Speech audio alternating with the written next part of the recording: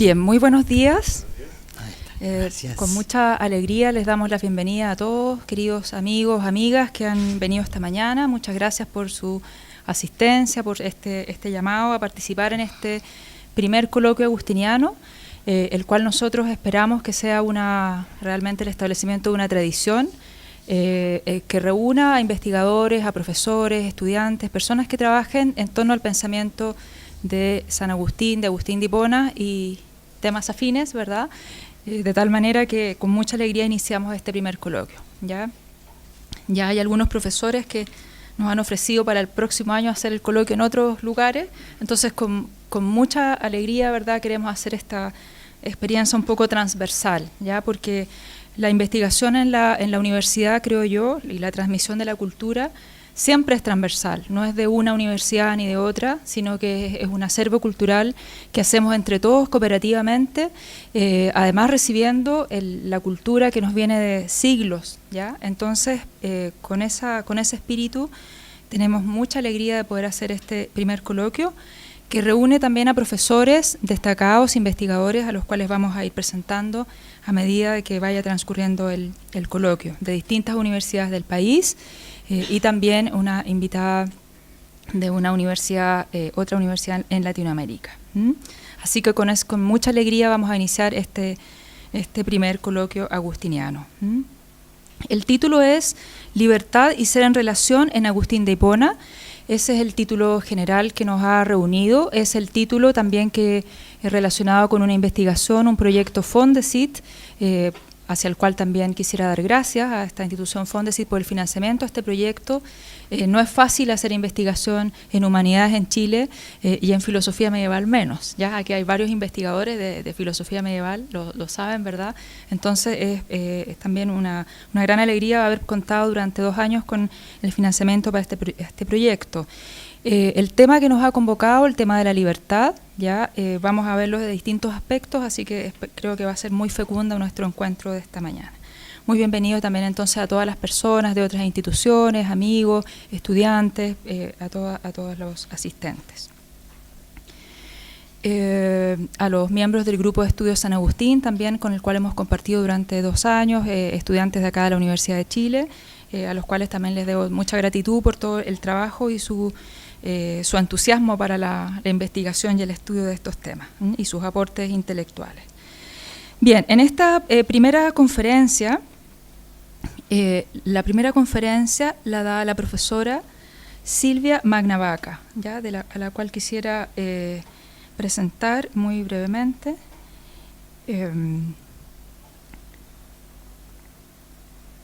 La profesora Silvia Magnavaca es doctora en Filosofía y Letras por la Universidad de Buenos Aires, ¿ya? Ella se ha desempeñado como profesora titular de Historia de la Filosofía Medieval en dicha universidad.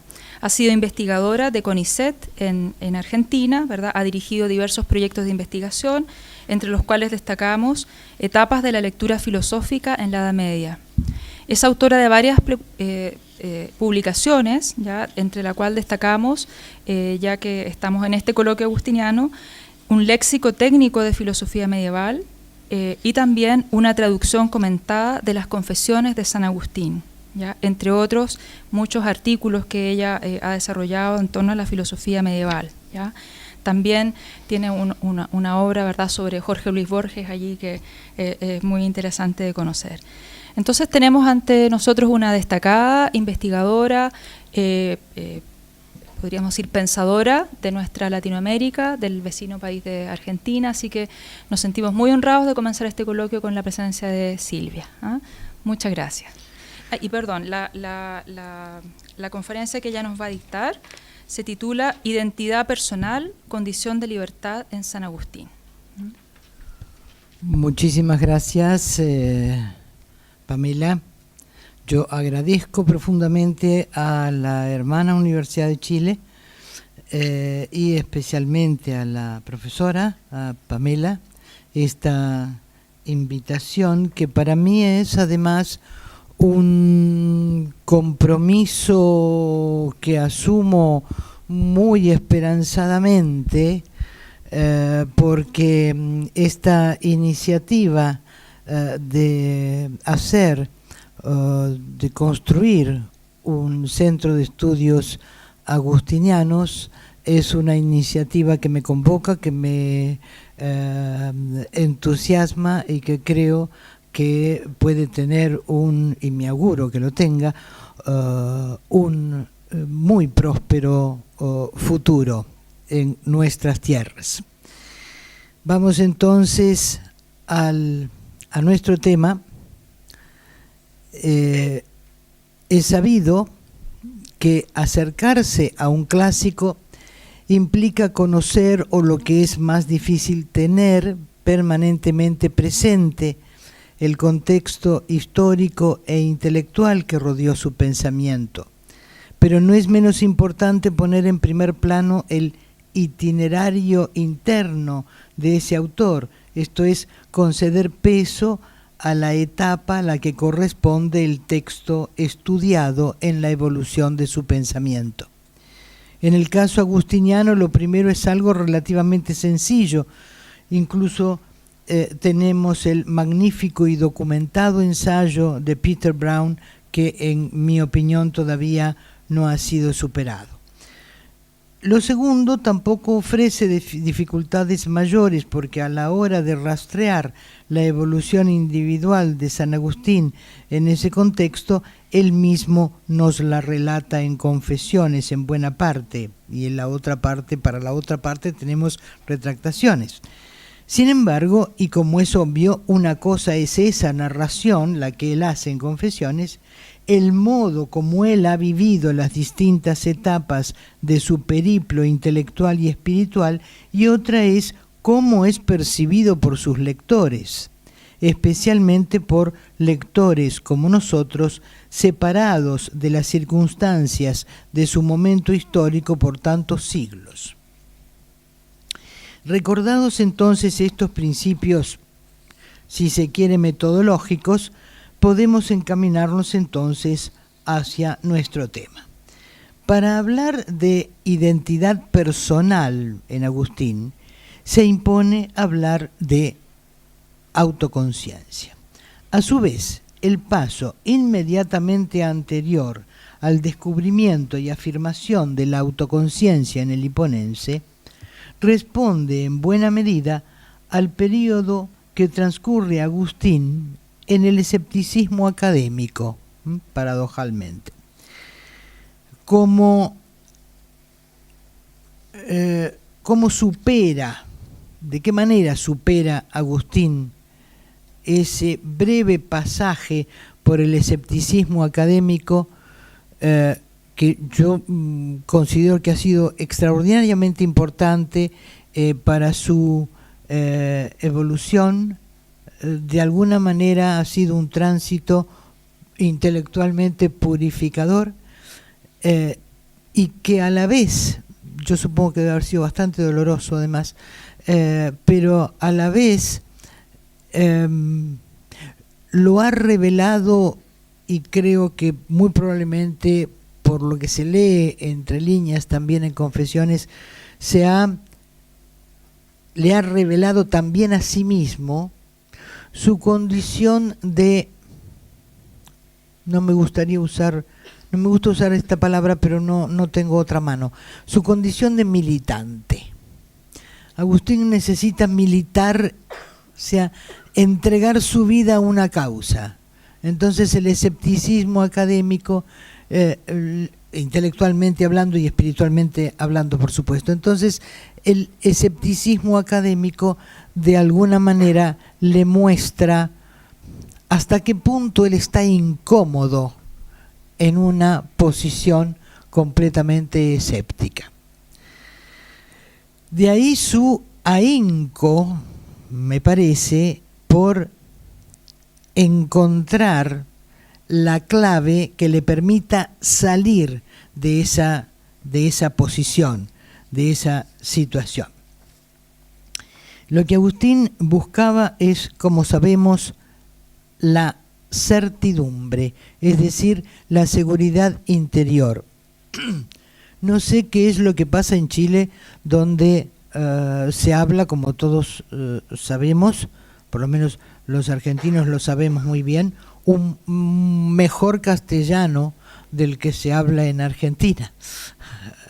Pero hay que tener en cuenta, nosotros en Buenos Aires, por ejemplo, no lo tenemos demasiado en cuenta, hay que tener en cuenta que el español establece la diferencia entre certeza y certidumbre. La certidumbre es subjetiva. Yo puedo tener la certidumbre de que esto es una copa de vino,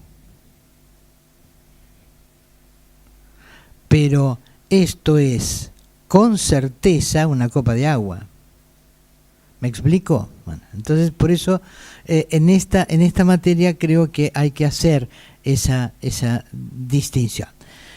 Entonces, lo que Agustín buscaba es la seguridad interior, la certidumbre de una verdad absoluta que va a acabar alcanzando de manera sobrenatural. Pero para ello le era necesario tener primero la experiencia de la certidumbre, y a esta llega a través de lo que se ha llamado, avant la lettre, el cogito agustiniano. Será el cogito lo que le va a conferir la autoconciencia, en primer término, es un primer paso. Esa intuición es temprana en Agustín, y bien se puede decir que insistirá en ella a lo largo de toda su vida, según nos consta en sus textos. Aparece en una de sus obras tempranas, el De Vera Religione, que redacta en un par de años y termina en el 391. Dice allí: todo el que conoce su duda, conoce con certeza la verdad, y de esta verdad que entiende posee la certidumbre. Luego está cierto de la verdad. Quien duda, pues, de la existencia de la verdad, en sí mismo halla una verdad en que no puede hacer mella la duda. En este texto tenemos entonces el toparse con una evidencia, la que concierne a la propia duda. Como toda evidencia, ella procura una primera certidumbre que perfora la opacidad del dudar absoluto, universal, en el que no se puede salir de sí mismo. Sin embargo, hasta aquí no parece poder extenderse hacia otros ámbitos, entre ellos el más importante, el del propio ser o la propia existencia. Esto ocurre en un diálogo posterior, en el de Libre Arbitrio, cuya redacción Agustín concluye en el 395. En el pasaje que nos interesa se lee: comencemos por las cosas más evidentes. Lo primero que deseo oír de ti es si tú mismo existes. ¿O temes quizá engañarte ante esta pregunta, cuando realmente no podrías engañarte si realmente no existieras?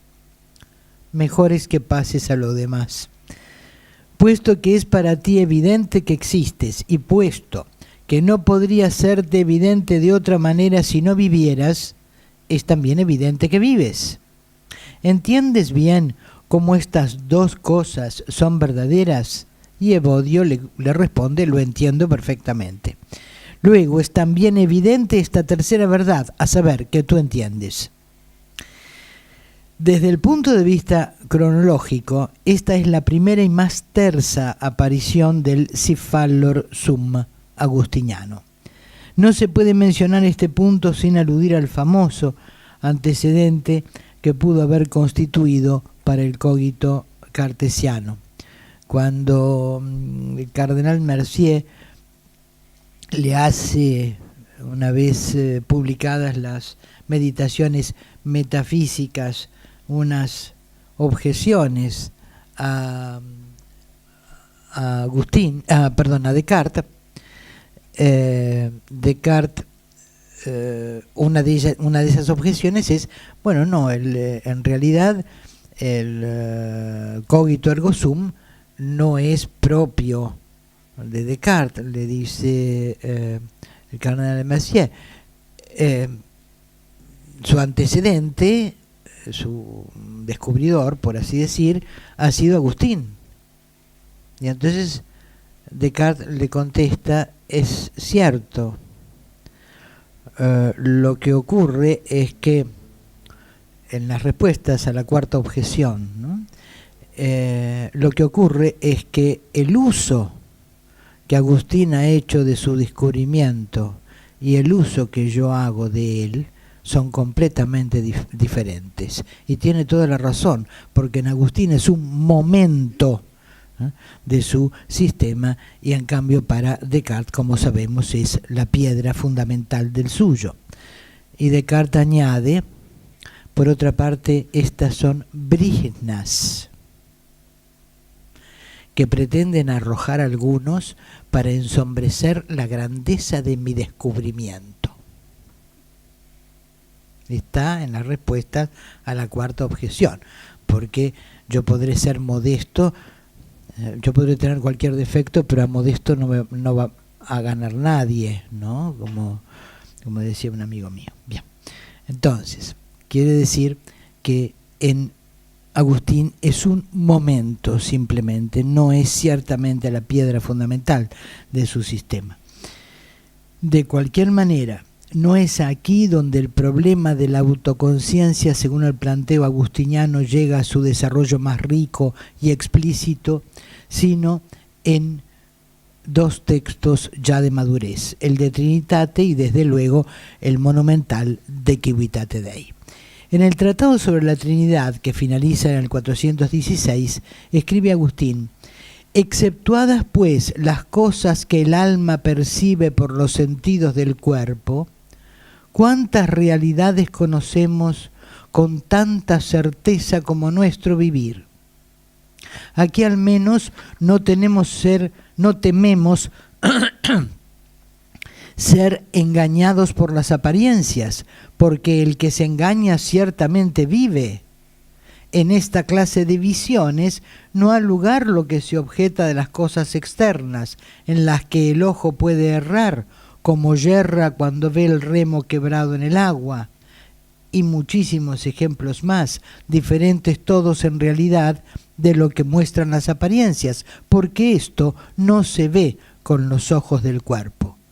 Conocemos por un conocimiento, una scientia, muy íntima nuestro vivir. Íntima scientia est qua nos vivere scimus. Nótese entonces en primer lugar que lo que se concede como conocimiento o scientia incierta son los datos sensibles, puntos sobre el que los académicos insistían particularmente. En segundo término, todo el pasaje, tanto en esta primera parte como en la que citaremos a continuación, gira en torno ya no de la evidencia de existir, sino en la de vivir, esto es, en la de existir en cuanto seres animados.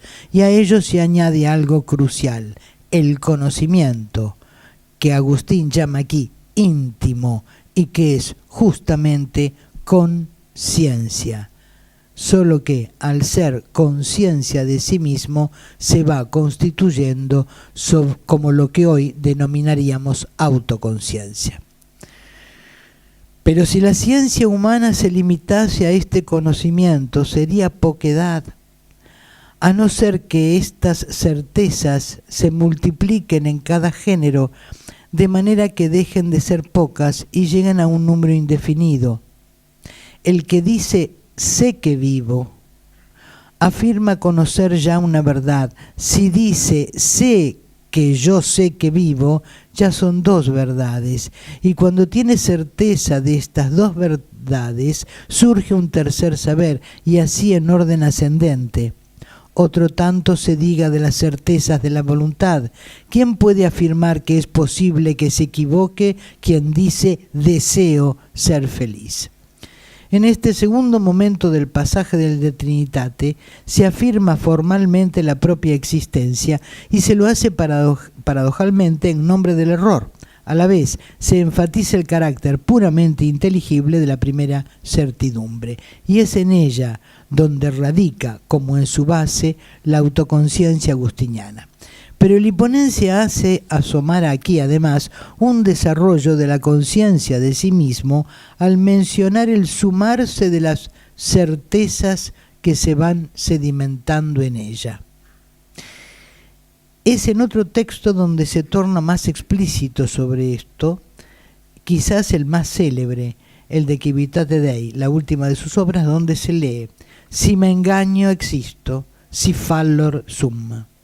Pues quien no existe no puede tampoco engañarse, y así conozco que existo, conozco también esto mismo, que me conozco.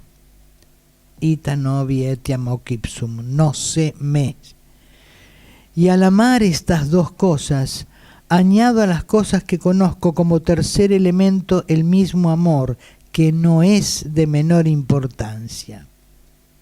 Pues no me engaño en el hecho de que me amo a mí mismo, ya que no me engaño en las cosas que amo, aunque ellas fueran falsas. Sería verdad que amo las cosas falsas. ¿Por qué iba a ser justamente reprendido e impedido de amar las cosas falsas si fuera falso que las amaba? Ahora bien, siendo ellas verdaderas y ciertas, ¿quién puede dudar que el amor de ellas al ser amadas es verdadero y cierto? Tan verdad es que no hay nadie que no quiera existir, como no existe nadie que no quiera ser feliz. ¿Y cómo podría querer ser feliz si fuera nada? Así pues, de un lado, Agustín cierra el círculo de su respuesta al escepticismo con la afirmación de la autoconciencia a la que se arriba por evidencias. La síntesis es que nada conoce el hombre más cercano ni más inmediato a su mente que su identidad consigo mismo. Y esto es la conciencia del yo, la scientia íntima. Ese conocimiento, el no se me del texto que acabamos de leer, es lo que le permite a cada uno de nosotros decir yo. Alcanza ciertamente para saber que yo soy, yo vivo, yo amo, yo me equivoco, yo quiero. Pero no es suficiente aún para conocer los contenidos ni los límites de la propia subjetividad.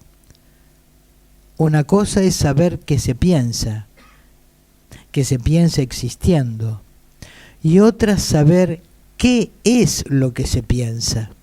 Paralelamente, una cosa es saber que se quiere, que se es sujeto de deseo, y otra saber qué es lo que se quiere. Para eso será necesario ya no solo la autoconciencia, sino también el autoconocimiento, que es el núcleo mismo de la identidad personal en Agustín. Y al autoconocimiento nos conduce un momento famoso del libro 10 de Confesiones. No podía ser sino en este libro, puesto que su principal objeto es el conocimiento mismo, como ya lo declara desde el exordio. Mientras que su método por excelencia pareciera ser el de la introspección. Sin embargo, lo que Agustín se propone no es estrictamente hablando una introspección. Es por una parte encontrar a Dios, sí, pero al hacerlo, encontrarse a sí mismo y al revés. Por otra parte, la búsqueda que confiesa emprender es racional, consciente, racional en el sentido de consciente. De ahí que utilice el término clamor cogitationis. Por eso dice: ciertamente para ti, Señor, a cuyos ojos el abismo de la conciencia humana está desnudo, ¿qué podría haber oculto en mí, aunque no quisiera confesártelo? No quererlo sería esconderte a ti de mí, no a mí de ti. Pero no nos adelantemos. Al introducirnos en el libro 10 de Confesiones, conviene recordar que ellas trazan un proceso. Este proceso de resignificación de la propia vida a partir del encuentro con Dios, que le da sentido, no puede sino involucrar la conciencia. Desde el momento en que se produce ese giro copernicano en la vida agustiniana del que las confesiones dan cuenta, es inevitable que cambie la conciencia que se tiene tanto del mundo exterior como de Dios y sobre todo de sí mismo. En otras palabras, con la conversión cambia también la autoconciencia. En el párrafo 14 del crucial capítulo 8, extiende Agustín la función de la memoria a pensamientos, creencias, experiencias personales y aún expectativas que constituyen precisamente el entramado de esa autoconciencia. Y dice, allí topo también conmigo mismo y me acuerdo de lo que hice, cuándo y dónde lo hice y cómo me sentía entonces. En ese contexto del pasado también aparecen las acciones, eventos y esperanzas del futuro, en las que medito una y otra vez como si fueran presentes. Haré esto o aquello, digo para mí, en esa enorme profundidad de mi espíritu, rebosante de tantas y tan grandes imágenes de cosas, y se sigue de allí una cosa u otra. Ah, si sucediera esto o aquello. Es entonces en la memoria donde cada uno de nosotros da consigo mismo. Mejor todavía es decir, toparse consigo. Justamente para recuperar el matiz exacto del verbo utilizado por el hiponense. Ocurro, obcurro, ¿no? Correr, ob, delante. Agustín no se está buscando, como tampoco se suele buscar una idea que a alguien se le ocurre. Antes bien, su yo sale al encuentro de sí mismo. Lo cierto es que en este pasaje Agustín sintetiza su doctrina de la memoria sui, de la memoria de sí mismo. Ella consiste en una suerte de hilo conductor que atraviesa como perlas cada uno de los recuerdos que fueron protagonizados o construidos por una sola alma y aún sus expectativas. Si la autoconciencia es lo que hace posible la aprehensión del sujeto por sí mismo, lo que, como decíamos, le permite a cada uno reconocerse como yo, el autoconocimiento del que se habla en el pasaje que acabamos de citar da lugar a la totalización de la experiencia interior, además de la exterior de ese yo. Porque es totalización, la memoria sui se proyecta también al futuro, incluyendo las expectativas del sujeto, que así presencializa toda su experiencia en las funciones retrospectiva, creadora e imaginativa. Más aún, incluye, y de manera notable, como se ha visto, la desiderativa. De este modo, la memoria se revela en cierto sentido como conciencia en cuanto notitia. Ahora bien, la autoconciencia no es solo el centro y el fundamento de la identidad personal, es también condición de la libertad individual, porque es también en ese yo donde se decide hacer esto o aquello, ante la diversidad de imágenes y expectativas que se despliegan en su seno.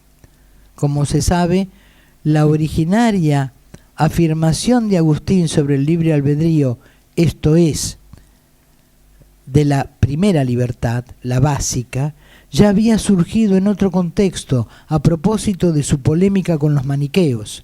Ante el determinismo de los maniqueos que postulaban dos almas en el hombre, una buena que responde al principio de la luz y otra mala que obedece a las tinieblas, el hiponense opone una única alma humana que vacila entre bienes supremos y bienes inferiores y aún ínfimos.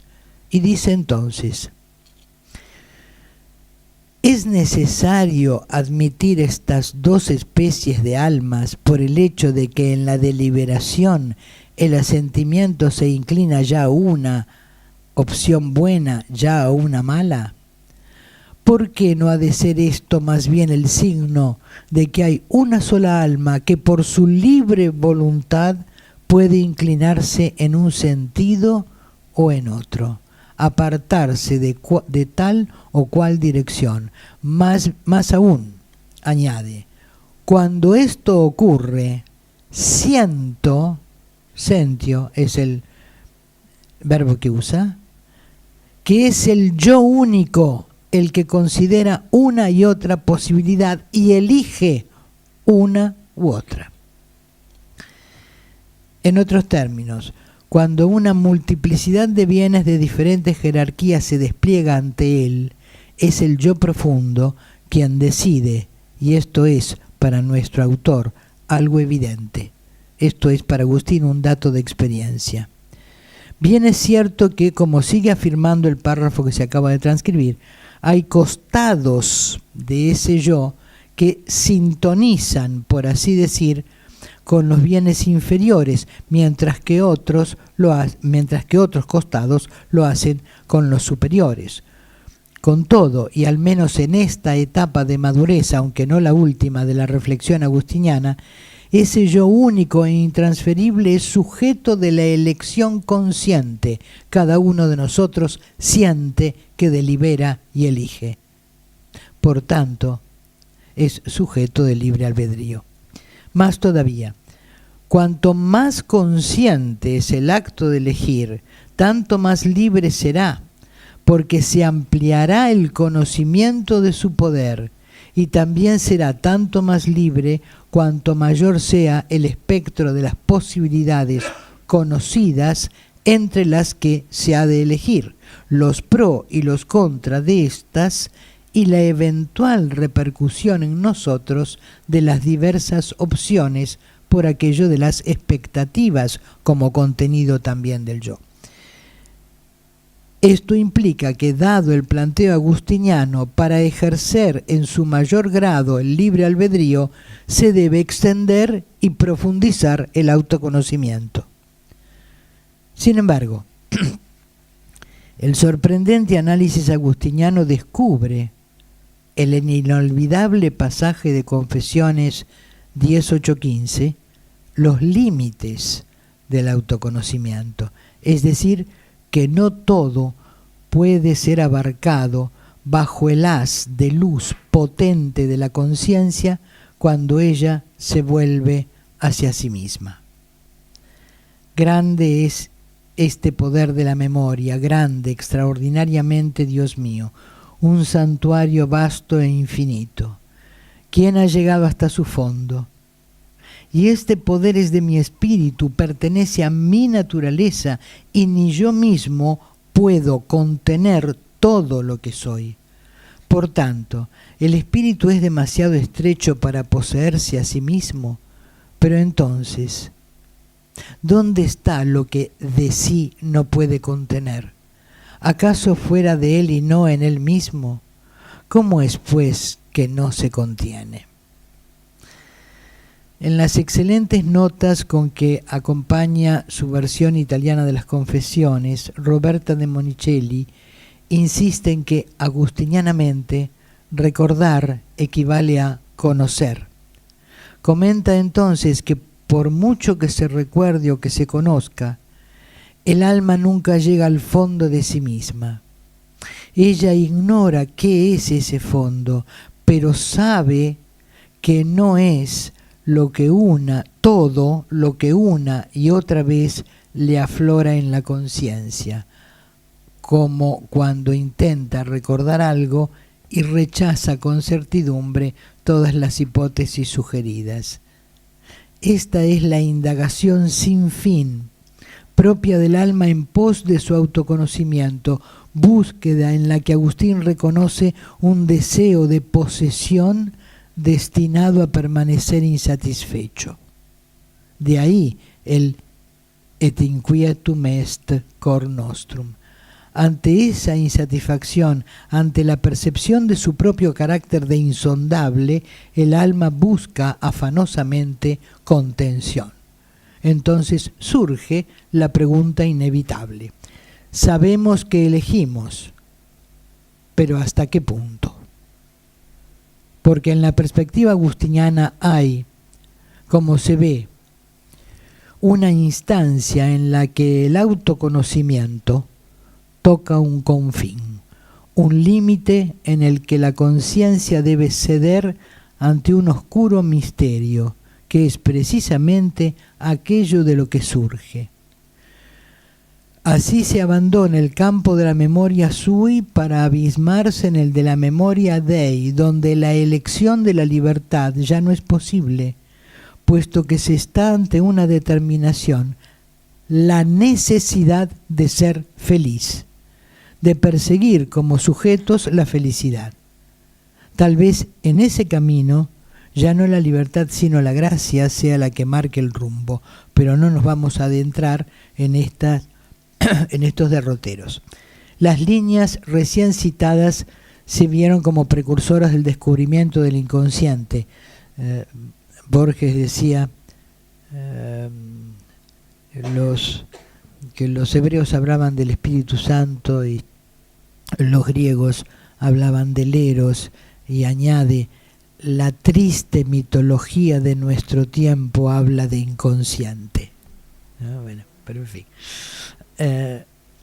De cualquier manera, se trata en todo caso, me parece, de una mera intuición de este. Más allá o más acá de anacronismos, lo cierto es que la mencionada totalización que acabamos de citar a propósito de la memoria sui, se plantea ahora en todo caso como una tarea sin fin de autoconocimiento, toda vez que la inadecuación entre sujeto y conciencia no parece cancelable. El espíritu nunca se conoce todo plenamente. No obstante, aun aquello que de sí mismo no se puede poner bajo el foco de su propia atención lo constituye, forma parte de todo lo que es. Sigue el texto con otro párrafo no menos célebre y que ha dado lugar a la fundación del humanismo, nada menos. Esto me llena de gran admiración y me sobrecoge de estupor. Los hombres van a admirar, a estremecerse, ante las altas montañas, ante las olas gigantescas del mar, los anchos caudales de los ríos, la inmensa cuenca del océano, el curso de los astros, y no se admiran de sí mismos. Por eso en el párrafo siguiente declara trabajar con ahínco en esto, trabajar en sí mismo, porque he llegado a ser para mí una tierra de excesiva dificultad. ¿Y qué es ese trabajo sino la toma de una serie de decisiones sobre las que se construye la propia vida y aún la propia subjetividad? Esas decisiones solo se pueden tomar sobre el supuesto de la libertad. Ahora bien, al haber asimilado, termino, no se preocupen, al haber asimilado memoria y espíritu y al haber identificado la memoria de sí con el principio de la subjetividad, se impone un análisis, por cierto, pero los límites de lo que procura examinar se desvanecen. Esa hondura es precisamente la del propio espíritu que en su profunda e infinita complejidad tiene algo que espanta. Y esto es el espíritu y esto soy yo mismo, subraya Agustín al comienzo de 17:26, que constituye el ápice de este libro 10. Entonces, el espíritu se vuelve efectivamente sobre sí mismo para encontrarse, para conocerse, y en el fondo encontrará la huella más profunda de Dios para el hombre. La encontrará bajo la forma del anhelo de felicidad, del anhelo sin fin de felicidad. Como decíamos al comienzo, ese repliegue, ese viaje al interior de sí mismo, donde se trabaja con libertad, digamos así, o donde se trabaja sobre la base de la libertad, implica pues una empresa inagotable de autoconocimiento. Por eso, porque es inagotable, este libro, el 10, comienza con una sola proposición breve en la que la raíz del verbo conocer se reitera varias veces. Que yo te conozca, conocedor mío, que te conozca, como también soy conocido. Encontrarse es verse reflejado en una mirada omnisciente y verdadera, como para Agustín solo puede serlo la divina. Esa mirada, o mejor aún, ese espejo, le permite a Agustín comprender no solo cómo es Él, sino cómo podría ser. Y aquí es donde se inserta el drama de la libertad. Resuena entonces lo que se pregunta el salmista: ¿a dónde podré huir de tu rostro? Muchas gracias.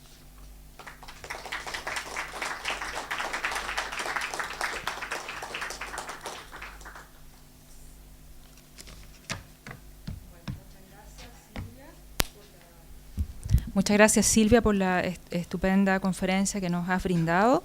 Ahora vamos a tener un espacio de coloquio, ¿ya? De conversación. Si alguno desea hacer un comentario, pregunta, puede hacerlo desde donde está porque nos escuchamos perfectamente bien. Pero si además quiere ayudarnos con la grabación de esta primera parte de la mañana, por favor puede venir a este micrófono y hace la pregunta desde acá, ¿ya? Pero por favor, con libertad, como se sientan más cómodos. Se puede sacar el micrófono, supongo, también, ¿no? Es que no tenemos el inalámbrico, ¿ya? Entonces, ya. Sí, claro, sí. Por eso si alguno quiere colaborarnos con la grabación, entonces viene y la hace desde acá, ¿ya? Pero si se siente más cómodo, por favor, con toda libertad, ¿ah? Bien, si alguno quiere comenzar. Voy a poner una silla, Ricardo, que no se enoje el grabador para acá. Bueno, muy bien.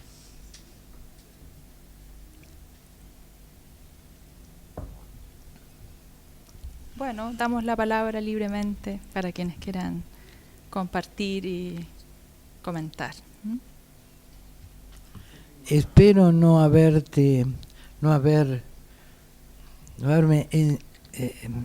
encimado con el tema de tu conferencia, Janina, ¿ah? Porque estamos, ¿no? Ahí, pero yo no sabía.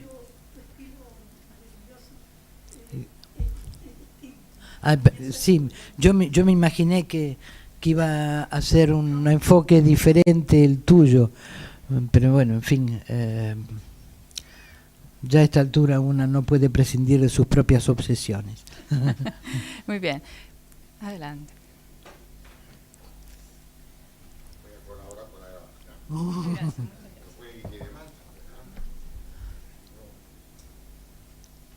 escribí un poco mi pregunta para no, a mi edad se olvidan algunas cosas. Yo le cuento la mía.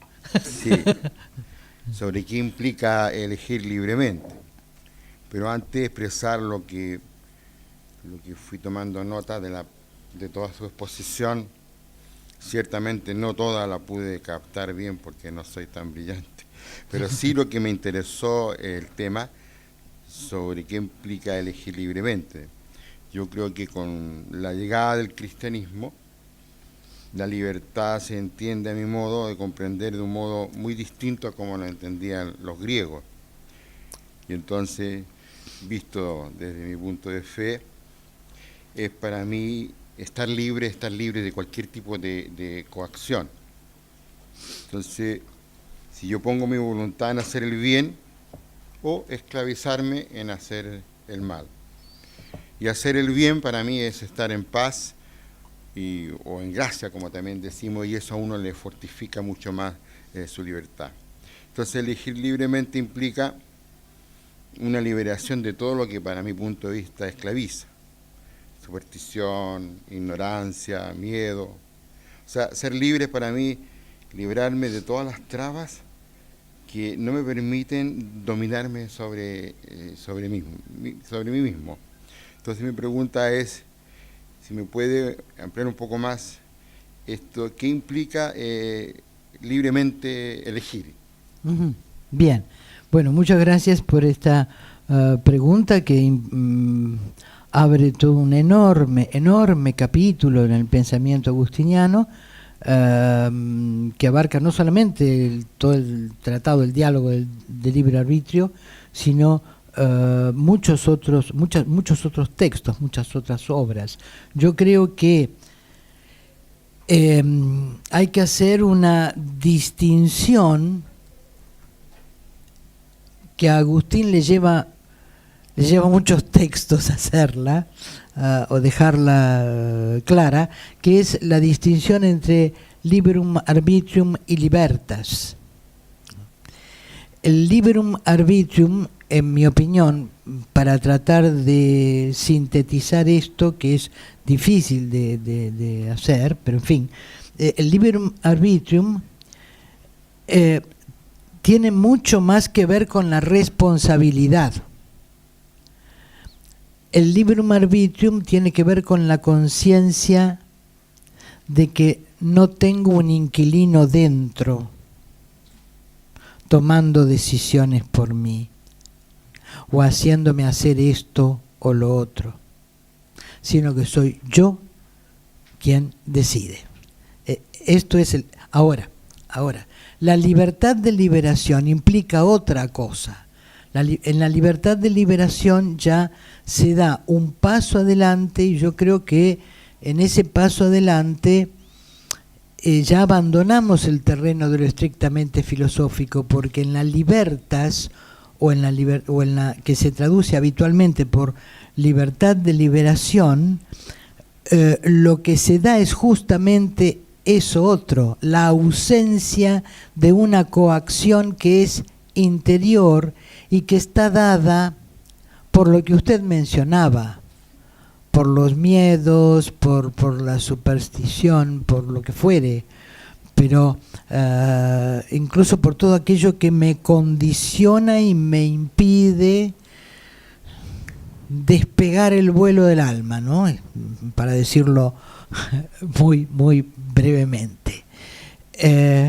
Pero en la libertad de liberación, el último Agustín, o sea, el Agustín del último periodo de su vida y de su producción, está protagonizada mucho más por la gracia.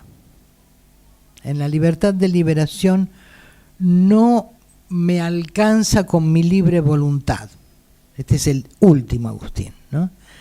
En última instancia, Agustín se da cuenta paulinamente, digamos, ¿no?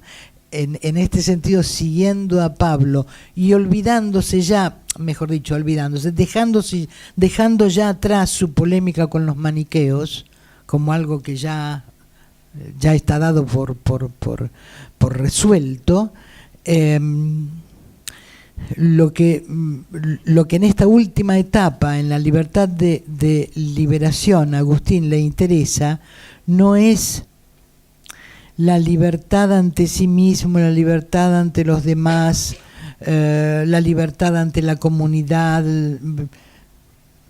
es mi posibilidad de crecimiento, la posibilidad de que yo vaya más allá de mis propios límites, de los propios límites que la naturaleza y las circunstancias han construido dentro de mí. Pero esto ya es otra cosa, digamos. De todas maneras sigue siendo el mismo yo, sigue siendo el mismo yo. O sea, la autoconciencia sigue siendo supuesto.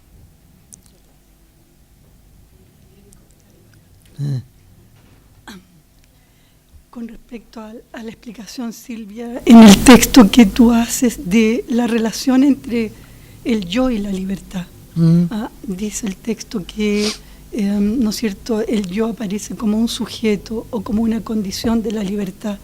Me preguntaba, ¿dónde queda para Agustín en la aparición de la voluntas? Porque, ¿no es cierto?, evidentemente, otros textos, el énfasis es, yo tengo un querer, y es mi querer, y mi querer quiere mi querer, ¿no es cierto? Sí. Y entonces ahí uno podría pensar que también aparece la relación, pero este matiz tan sutil, ¿no es cierto? Y las relaciones, ¿por qué no la bien conversas un poquito? Eso nada más. Gracias, Janina. Tendemos a olvidar habitualmente, claro, el problema para leer a Agustín o para leer cualquier otro pensador, todos lo sabemos, ¿no? De los que nos separan tantos siglos, es que tenemos que atravesar todas las capas de significado que sobre las palabras y los conceptos que esos pensadores, que esos autores han utilizado, se fueron acumulando a lo largo de esos siglos. Si nosotros decimos soy voluntad, nos suena, confesémoslo, a dieta para adelgazar, a curso para dejar de fumar y en todo caso a curso acelerado de faquirato básico. Confesemos eso. Voluntad, le falta voluntad. Yo estoy convencida de que, lo he dicho a veces en clase escandalizando a más de uno, yo estoy convencida de que en ese aspecto del pensamiento de Agustín es el de una metafísica del deseo. ¿Qué es lo que yo más deseo?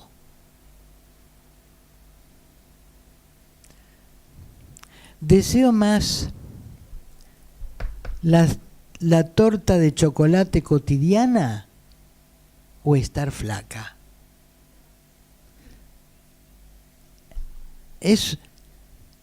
Y aquí viene el autoconocimiento, es conocerse para advertir qué es lo que efectivamente se quiere.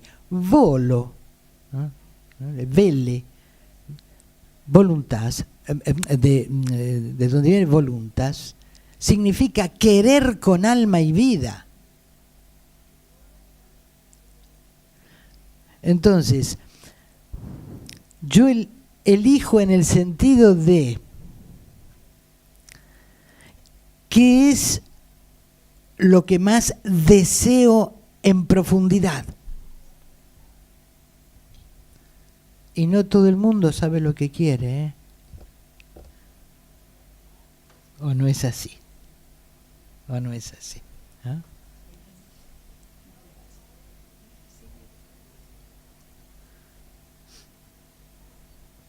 Silvia, muchísimas gracias realmente por tu espléndida presentación.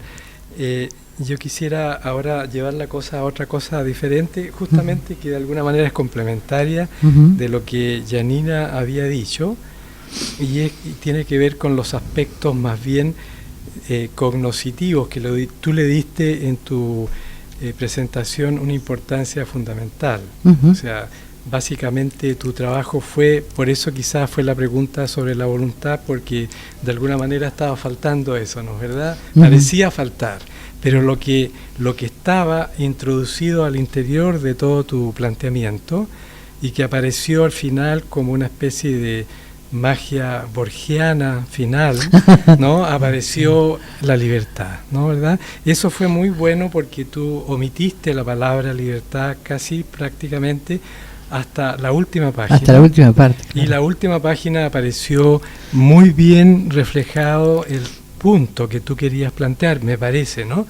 Que era relacionar la libertad con el conocimiento, ¿no?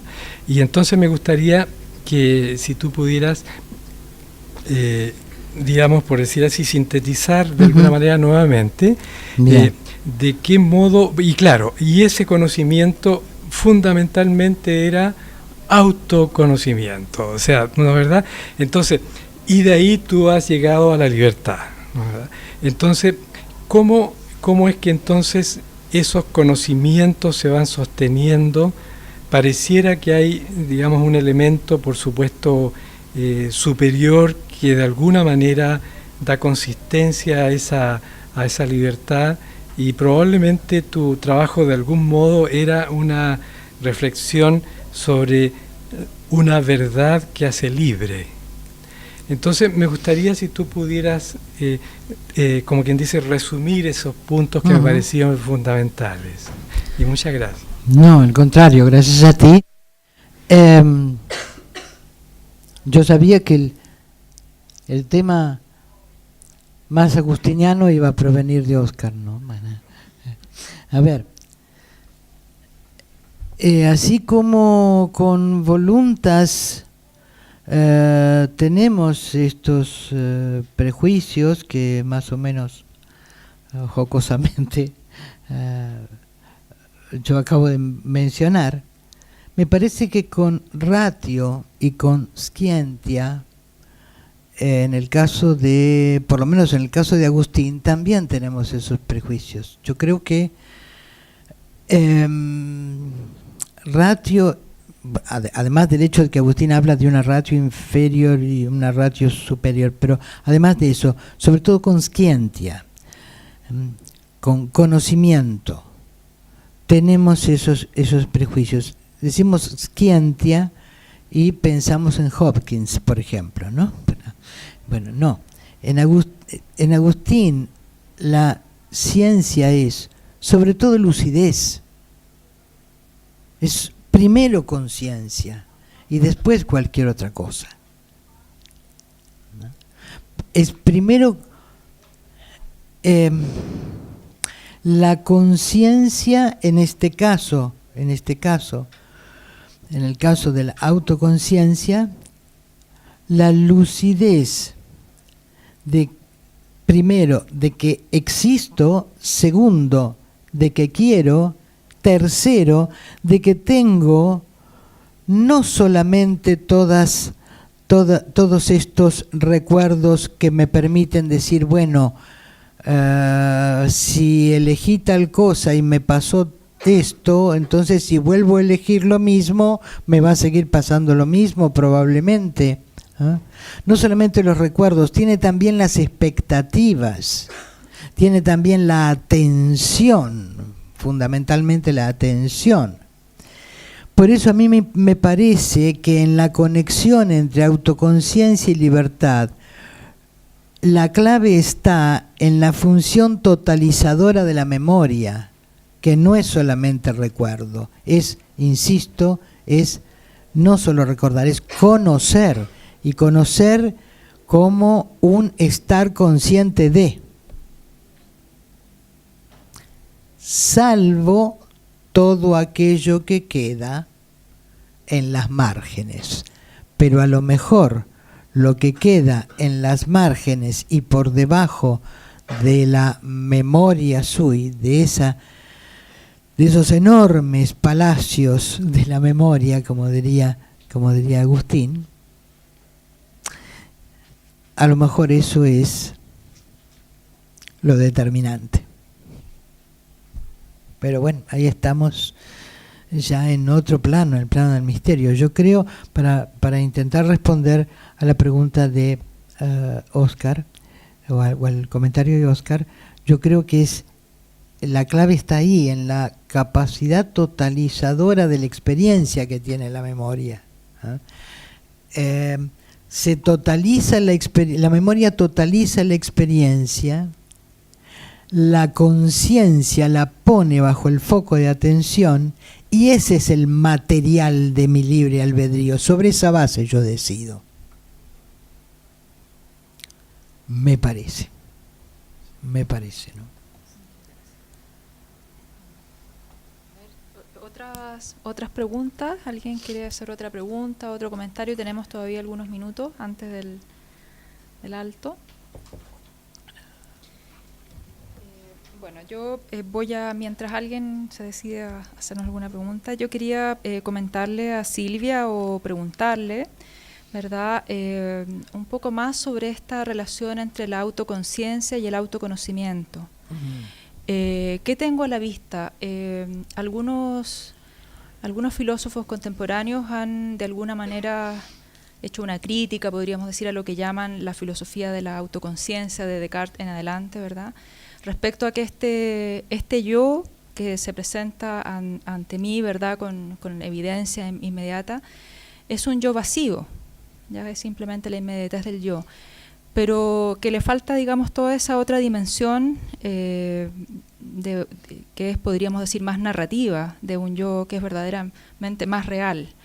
Pareciera ser que el yo del que nos habla Agustín, ¿verdad?, quizás un poco después de su primer hallazgo tras su crisis del escepticismo, es más bien este yo que tú decías, ¿verdad?, del autoconocimiento, un yo mucho más lleno, mucho más pleno. Entonces quería preguntarte un poco la relación de la importancia de eso del autoconocimiento, a lo mejor de la vida narrada. Tú mencionabas allí cómo la conversión cambiaba incluso la autoconciencia, o sea, el autoconocimiento cambiaba la autoconciencia. Entonces, esa quería preguntar. Bien.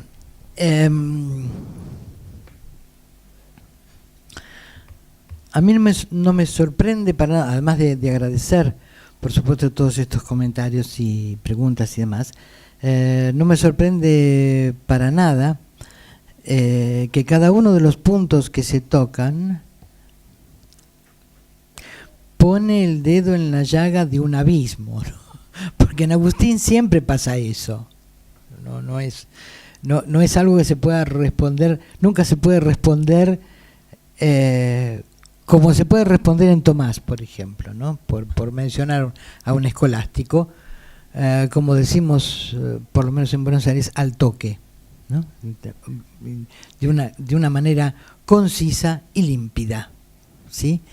En Agustín eso no ocurre. De cualquier manera, me parece, Pamela, que acabas de hacer un planteo extraordinariamente interesante y muy importante en Agustín, y probablemente nos sirva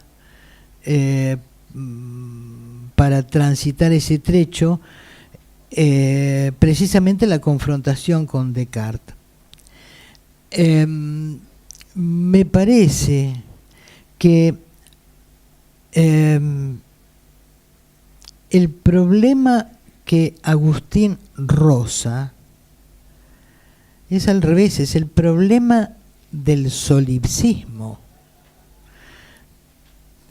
Cuando él toma conciencia del yo soy y empieza a examinar los contenidos de ese yo soy, o sea, cuando pasa de la autoconciencia al autoconocimiento, a una autoconciencia narrada, como tú dices, claro, se encuentra con los recuerdos, con las expectativas, con los temores, con los conocimitos, en el sentido más vulgar y moderno del término, en fin. Se encuentra con todo esto, pero ¿cómo hace para salir de sí mismo? Yo creo que él sale de sí mismo cuando descubre que su voluntad choca con otra. Por eso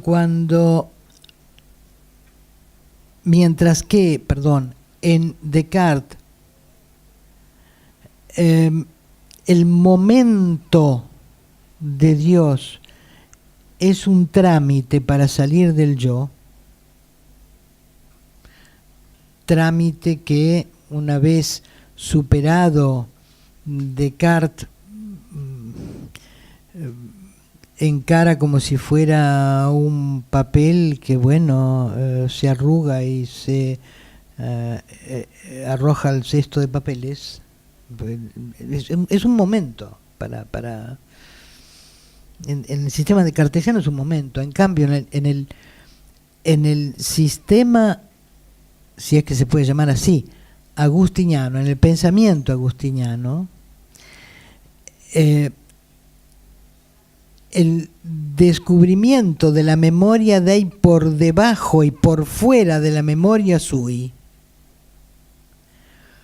es lo que le permite entrar en diálogo con Dios y con el mundo. Es lo que le permite salir de sí mismo, pero salir de sí mismo llevando consigo toda esa experiencia totalizada, ¿no? Y totalizada en esta cosa fantástica que es la memoria, ¿no? Lo que él llama memoria, que no es reminiscencia, ¿eh? El recuerdo no es reminiscencia. El recuerdo es aquello que vuelve al recordis, ¿no? No es la reminiscencia, que es lo que enseñan a hacer en el Instituto Ilbem, ¿no? Que es estudiar, que además lo sacaron de Aristóteles, de Tomás, mejor dicho, todos los procesos de asociación de ideas por los cuales por los procesos estos por los cuales una recuerda un montón de cosas, pero que son funcionales, que no son vitales. Pero es la memoria lo que hace eso. Pero la memoria que, al llegar al confín de la memoria sui, descubre la memoria de ahí.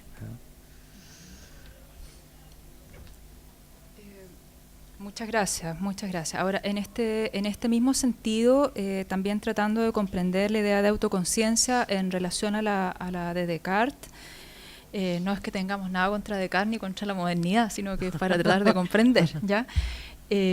Algunos autores han dicho que cuando uno escucha decir a Descartes, pienso, luego existo, ¿verdad? De alguna manera está encontrando una especie de verdad, o escucha una verdad casi como en tercera persona, ¿verdad? Es como así, como 2 más 2 es igual a 4, pienso, luego existo. En cambio, cuando uno lee a Agustín, ¿verdad? Y lo escucha decir, si me engaño, existo, ¿verdad? Y encuentra esta existencia, parece una experiencia mucho más emocionada, mucho más de sentimiento, mucho más que conmueve, podríamos decir, está puesta su existencia, su sentimiento allí. Quería preguntarte por una parte si estás de acuerdo con esa afirmación. Y lo último, ¿verdad?, que pregunto, y vamos a también volver a abrir a todas las preguntas. Tú mencionabas, ¿verdad?, que en uno y otro tenía un lugar distinto la autoconciencia como base, ¿verdad?, que en Agustín era un momento y en Descartes era como la piedra, ¿verdad?, el edificio de todo el conocimiento. Mi pregunta es si tú piensas que ese primer momento de la autoconciencia, si bien es cierto solo un momento, y a lo mejor no es todo el edificio, ¿verdad?, o la piedra angular del edificio, pero si no estás de acuerdo en que en realidad está presente hasta el final de su obra, digamos, ese momento, como de autoconciencia, o piensas que hay una variación allí. Bueno, ante lo primero, sí, evidentemente sí. Agustín es, a diferencia de Descartes, es lo que suele llamarse un pensador patético, ¿no? O sea, un pensador atravesado por el patos, sí, sin duda alguna. No estaría tan segura precisamente respecto de Descartes. Respecto de lo segundo, si la autoconciencia dura hasta el final de Agustín, yo creo que no me atrevería a decir que no, sin duda, no me atrevería a decir que no. Es extraordinariamente interesante esta pregunta, pero bueno.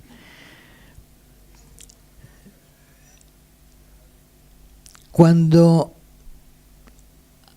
Agustín se entrega, Agustín o cualquier otro, bueno, es él el que se entrega, es una identidad la que se pone en manos de otra.